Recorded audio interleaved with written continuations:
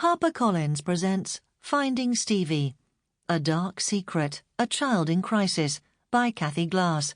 Read by Denica Fairman. Chapter 1. Struggling to Cope. And he's gender fluid, Edith continued. So, together with all his behavioural problems, his grandparents don't feel they can look after him any longer. No, quite. I can see that's rather a lot to cope with, I sympathised. His grandparents must be stretched to the limit, looking after his younger brother and sister too. So, you'll take him? Edith asked. She was my supervising social worker, employed by the local authority to supervise and support their foster carers, of which I was one. She'd just been telling me about Stephen, who liked to be known as Stevie. Aged 14, he needed a foster home as, according to his grandparents, he was confrontational, moody, withdrawn, stayed out late, didn't do as they told him, wasn't going to school and was generally making their lives a complete misery. So I'll tell his social worker you'll take him, Edith said, slightly impatient at my hesitation. Yes, but I have a question. Go on. What does gender fluid mean? I asked reluctantly, not wanting to appear ignorant and make a fool of myself. Is he gay? Not sure, she said.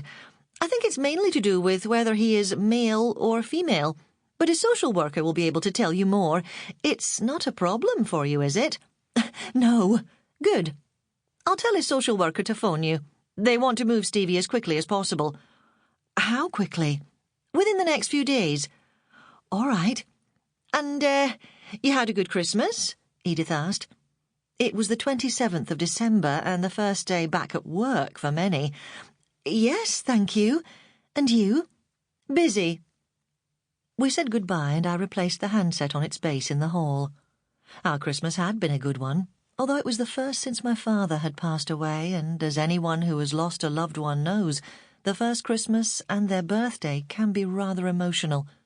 But my family and I'd enjoyed ourselves for Dad's sake. A child at heart, he always loved Christmas. Was that Edith? Paula, my youngest daughter, aged 19, asked as I returned to the living room.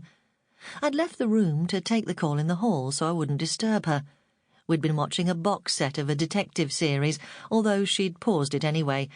Yes, it was, I said, returning to sit next to her on the sofa. The social services are bringing a 14-year-old boy into care as soon as they can, and would like him to come here. She nodded. Paula, do you know what gender fluid means? At her age and attending college, I thought she might. She shrugged.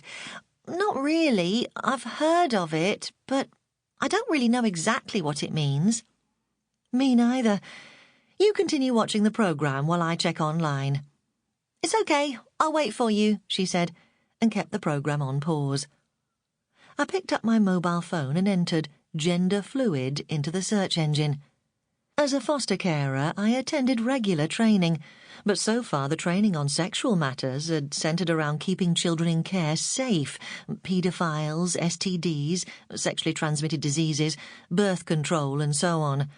Gender fluidity hadn't been covered, but I knew how important it was to keep abreast of such matters, as well as acquiring the correct terminology. In the 25 years I'd been fostering, children in care had variously been known as FC, foster child, CIC, child in care, LAC, looked after child, and the foster parents as mum and dad, foster mum and dad, and foster carers. This was the tip of the iceberg. Beneath that lay a mass of acronyms ready to catch out any unsuspecting foster carer. SSW, Supervising Social Worker. CPP, Child Protection Plan. CIN, Child in Need. And IEP, Individual Education Plan, to name a few.